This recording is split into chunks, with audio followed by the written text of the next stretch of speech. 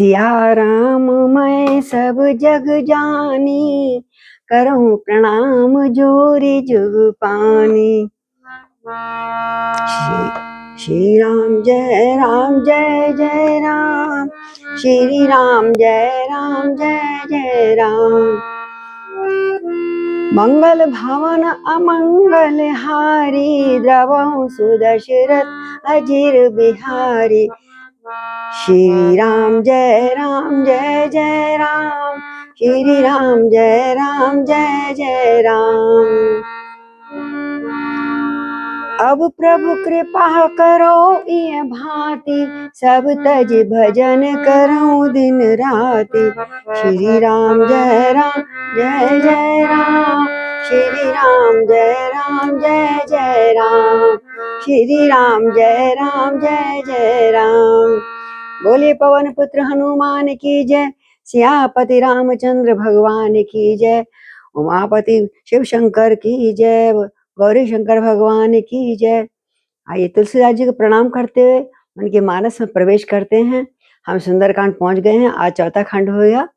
तो हनुमान जी से सीता जी की वार्तालाप हो रही अच्छी तरह, और उसके बाद हनुमान जी माँ सीता से आज्ञा लेकर फल अपने अशोक वाटिका के फल खाने गए हैं। वहां राक्षसों से उनकी भिड़ंत हुई है और सब राक्षसों को उन्होंने मार के भगा दिया है। अंत में मेघनाथ उनको रावण के दरबार में ले आते हैं। रावण के दरबार में आकर हनुमान जी निशंक होकर खड़े हो जाते हैं और रावण से वार्तालाप करते हैं और उसको समझाते हैं कि ब्रह्मा विष्णु महेश हजारों रूप में भी आ जाएंगे, तब भी तू मतलब तेरे पक्ष में आ जाएंगे, तब भी तुम राम से युद्ध नहीं जीत सकते। इसलिए अभी भी समय है, आप सीता को देकर और अपने उनका शरणागति प्राप्त कर लो, आपके सब अपराध भूल जाएंगे। पर रावण को यह बात जच नहीं रही। हनुमान जी तो पूरे गुरु रहे उनके, क्योंकि शंकर के रूप में आए, पहले शंकर थे उनके, अब वो खुद स्वयं आए। तो अब समझाने का प्रयास कर रहे हैं, बड़ा सुंदर समझाया है। आइए हम पढ़ते हैं। क्या कहा पहली बात, रावण अब भी समझ जाओ कि प्रणत पाल रघुनायक, करुणा सिंधु खरार, गए शरण प्रभु राखई, तब अपराध विसार। आपको शरण में रख लेंगे, सारे अपराध भूल जाएंगे। एक बार तुम आओ तो सही, और फिर अचल राज्य करना लंका का। और क्या कहा, राम चरण पंकज उर धरो, लंका अचल राज तुम करो। ऋषि पुलस जसु विमल मयंका, ते शशि मौजनि होय कलंका। राम नाम बिनु गिरा न सोहा, देख विचार त्याग मद मोहा। बसन हीन नहीं सोह सुरारी, सब भूषण भूषित बर नारी। राम विमुख संपत प्रभुताई, जाई रही पाई बिनु पाई। सजल मूल जिन सरतन नाई, वर्ष गए पुनित वही सुखाई। सुन दस कंठ कहाऊ पन रोपी, विमुख राम त्राता नहीं कोपी। शंकर सहस विष्णु अज तोई, सकई न राख राम कर दोई, सकई न राख राम कर दोई। तुम मोह मूल बहुसूल प्रद, त्यागऊ तम अभिमान। भजऊ राम रघुनायक, कृपा सिंधु भगवान। सियापति राम जय जय राम।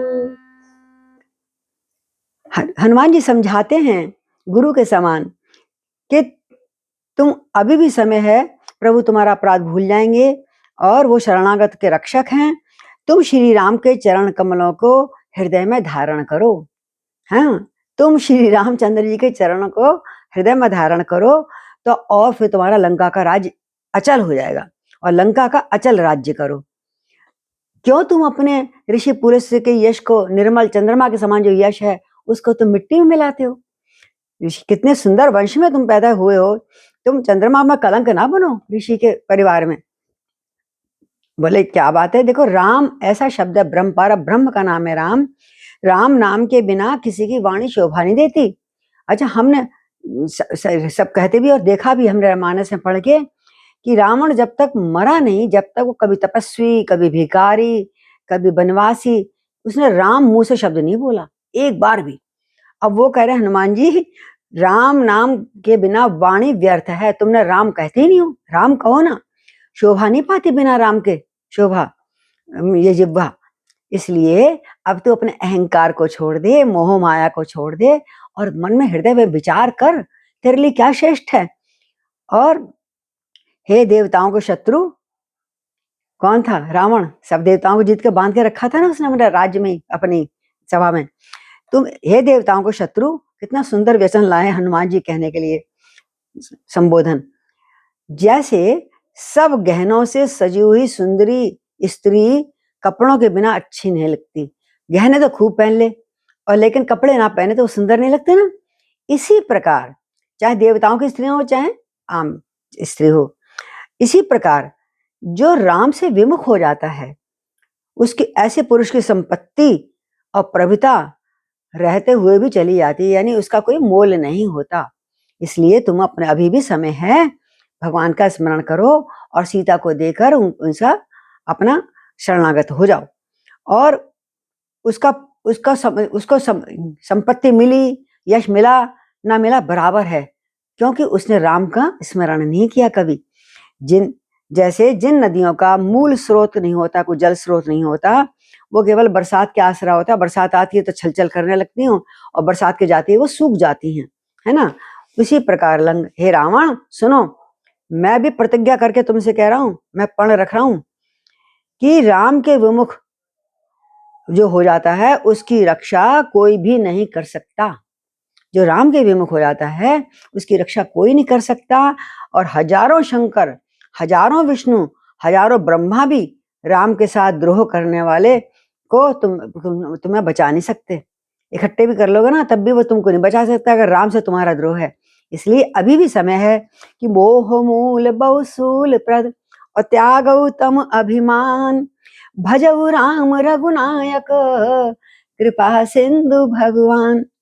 कहते हैं मोह जिसका मूल है, जैसे तेरे मोह माने अज्ञान, अंधकार, अज्ञान, वो ऐसे बहुत पीड़ा देने वाले, तू ऐसा अभिमान, तम रूपी, तम का रूप अंधकार ही होता है अभिमान होता है। इस तम रूपी अभिमान को त्याग दे और विनम्र हो जा और रघुकुल के स्वामी, कृपा के समुद्र भगवान श्री रामचंद्र जी का भजन करना आरंभ कर दे, तभी तुम्हारा कल्याण होगा। और रावण को रावण को जैसे कह रहे हैं, रावण को क्रोध आ रहा है, वो कहाँ सुनने वाला है। तो यद्यपि कही कपि अति हित बाणी, भगति विवेक बिरत नयसानी, बोला भी हंस महा अभिमानी, मिला हमें कपि गुरु बड़ ज्ञानी, मृत्यु निकट आई खल तोई, लागसी अधम सिखावन मोई, उल्टा होई कह हनुमाना, मत भ्रम तोर प्रगट में जाना, सुन कपि वचन बहुत खिसियाना, बेग न हरऊ मूल कर प्राणा, सुनत निशाचर मारन धाये, सचिवन सहित विभीषण आए, नाई शीस करि विनय बहुता, नीति विरोध न मारई दूता, आन दंड कछु करहि गोसाई, सबहि कहा मंत्र भले भाई, सुनत बिहसि बोलाट सिकंदर, अंग भंग कर पठवई बंदर, अंग भंग कर पठवई बंदर। हरि बोल। तो यद्यपि बहुत सुंदर वाणी थी, बड़ा अच्छा सत्संग किया था हनुमान जी ने। आप जैसा कोई भक्त होता तो उनका कहना तुरंत मानता। यद्यपि हनुमान जी भक्ति, ज्ञान, वैराग्य और नीति से सनी हुई बात करी थी, लिपटी हुई, और रावण के हित की बात करी थी, वाणी कही, तो भी वो महान अभिमानी राजा रावण जो था बड़ा हंस ठट्ठा मार के हंसा, व्यंग से बोला, ये बंदर हमें बड़ा ज्ञानी गुरु मिला है, बंदर होके हमें ज्ञान सिखा रहा है, ये बड़ा ज्ञानी गुरु मिला है हमको, और मजाक उड़ा दिया, उसका व्यंग कर दिया। अरे दुष्ट, उसे गुस्सा आया, ये मेरा गुरु बन के आ रहा है, अरे दुष्ट तेरी मृत्यु निकट आ गई है लगता है। कौन बोला? रावण। तेरी निकट खड़ी है मृत्यु तेरी लगता है, अरे अधम मुझे शिक्षा देना चला है। तो हनुमान जी ने कहा इसका उल्टा होगा, यानी क्या, संत लोग ने बताया, पूज्य राजेश्वर जी को मैं बहुत फॉलो करती थी, अभी भी करती हूँ। वो कहते हैं मृत्यु निकट आ गई है, किसके? मेरे निकट आई है, यहाँ खड़ी है ना मेरे पास, पर देख तो तुझको रही है रावण। इसका मतलब तेरी आई है, तेरे को देख रही है, मेरे को नहीं देख रही है। और मुझसे बोल क्या बात करता है? बोले हाँ देख लो, मेरे पास मेरे कान में कुछ कह रही है, इसका अभी कल्याण कर दूं या बाद में?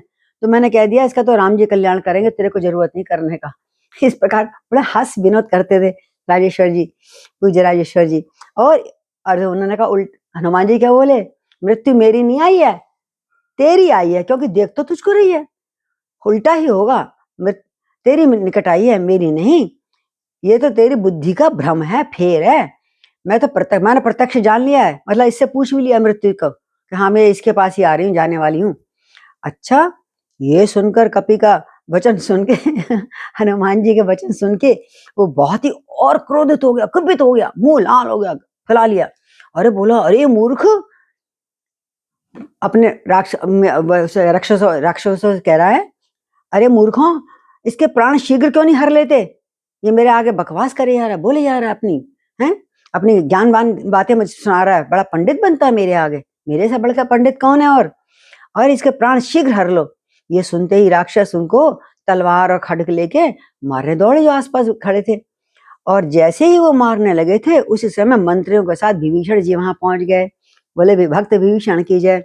अब हनुमान जी कह के आए थे ना, तुमने अभी तक काम नहीं किया है, राम नाम ले रहे हो, राम का काम भी करो। अब आज से विभीषण ने काम करना शुरू कर दिया है। क्या करा? विभीषण ने आते पहले उन दूतों को रोका और रावण भाई को समझाया, सिर नवाकर बड़े विनय पूर्वक रावण से कहा, भैया दूत को मारना नहीं चाहिए, ये राजनीति नहीं कहती है, हाँ, उसको तो लौटा देते हैं, वो ये नीति का विरुद्ध है। क्योंकि दूत क्या है, पहले अब चिट्ठियां आती हैं, फोन आते हैं, पहले तो नहीं आते थे। तो दूत तो एक तरह से पत्र का काम करते थे, संदेश वाहक का काम करते थे। आपको कुछ संदेश देना तो इसके हाथ भिजवा दो। तो बोला हाँ हाँ ठीक है, आप तुम तो सही समझा रहे हो विभीषण, ये राजनीति की बात मैं तो भूल ही गया था। लेकिन अचानक फिर याद आया, ओ इसने मेरे मित्र अक्षय कुमार को मारा है, इसलिए कुछ तो दंड इसको जरूर दूंगा विभीषण में, तो इसका अंग भंग कर देते हैं। ऐसा करते हैं? तो सबने कहा हाँ, अंग भंग करते हैं, इससे दूसरा दंड दे देते हैं। ये भाई की सलाह उनको अच्छी लगी। अब हनुमान जी मन ही मन प्रार्थना कर रहे हैं, हे प्रभु, हे शारदा माता, इससे अंग भंग करने को कह दिया तो कहीं से अपनी बहन सुपर्णखा याद ना आ जाए। सुपर्णखा की तरह से मेरे नाक कान काट दिए तो मैं क्या मुंह लेकर राम जी के पास जाऊंगा? हे शारदा माता, इनकी बुद्धि भ्रमित करो, इनकी बुद्धि में कुछ और ला ना, कम से कम मेरी नाक मत लाना बीच में, हैं ये अंग भंग करने वाले हैं। और बाकी तो मुझे पूछ की तो परवाह है नहीं। तो वो ना दिखाने के लिए हनुमान जी ने क्या करा, पीछे से धीरे से अपनी पूंछ उठाई और उठा के अपने माथे पे लगाई, पुचकारा, मुंह से पुचकारा, अपनी आंखों पे लगाई और ऐसा दिखाया कि मैं पूंछ मेरी बड़ी प्रिय चीज है, हैं? तो ये सुनते अब जब जब विभीषण ये कहा कि इसका अंग भंग कर दो, तो रावण बड़ा हंस के बोला, हाँ अच्छा, हाँ अंग भंग करके भेज देते हैं। इसी बीच में हनुमान जी ने अपनी पूंछ को पुचकारा, प्यार करा, अपने माथे से लगाया। एकदम रावण चीखा, जोर से बोला, अरे वाह वाह वाह, मिल गया, मुझे पता है क्या इसका क्या कौन सा अंग भंग करना है। क्या करना है कि कपि की ममता पूछ पर सबई कहा समझाए, तेर बोल पट बांध पुनी पावक देह लगाए, सियापति राम जय जय राम। अरे देखो देखो, इसको तो कपि को जो है, इस बंदर को अपनी पूंछ से बड़ी प्यार होता है। मैंने देखा पूंछ उठाते जब इनको गुस्सा आता है तो। और सबको समझा दिया, समझ आ गई हमें बात, इसका कौन सा अंग भंग करना है। ऐसा करो, ये पूंछ पे बड़ा उठा उठा के खड़ा है ना यहाँ पे, इसकी पूंछ में खूब कपड़ा लपेटो और खूब सारा घी तेल जो भी है घर में लपेट डालो उसके ऊपर, और फिर इसकी पूंछ में आग लगा दो।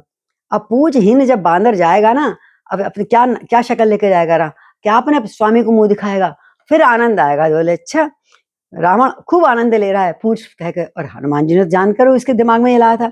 हनुमान जी बड़ा श्रद्धा पूर्वक नमन पूर्वक, हे शारदा मैया, तुम्हारे कोटि कोटि धन्यवाद, तो मेरी प्रार्थना स्वीकार कर ली, कम से कम मेरी नाक का ध्यान इसको नहीं आया पूंछ दिखाने के बाद। तो पूछ ही न बानर तब जाए, तब सठ नित नाथ ले आई। जिनके कीन से बहुत बड़ाई, देखूं मैं तिनकी प्रभुताई। वचन सुनत कपि मन मुस्काना, भई सहाय सारद में जाना। जातु धान सुनि रावण बचना, लागे रचे मूल सोई रचना। रहान नगर बसन कृत तेला, बाड़ी पूछ कीन कपि खेला। कौतुक कह आए पुरवासी, मारे चरण करें बहु हासी। बाजे ढोल देई सब तारी, नगर फेरी पुनि पुछ प्रजारी। पावक जरत देख हनुमंता, भयउ परम लघु रूप तुरंता। निबुक चढ़ई कपि कनक अटारी, भई सभीत निशाचर नारी। भई सभीत निशाचर नारी। हरि प्रेरित तई अवसर, चले मरुत उनचार।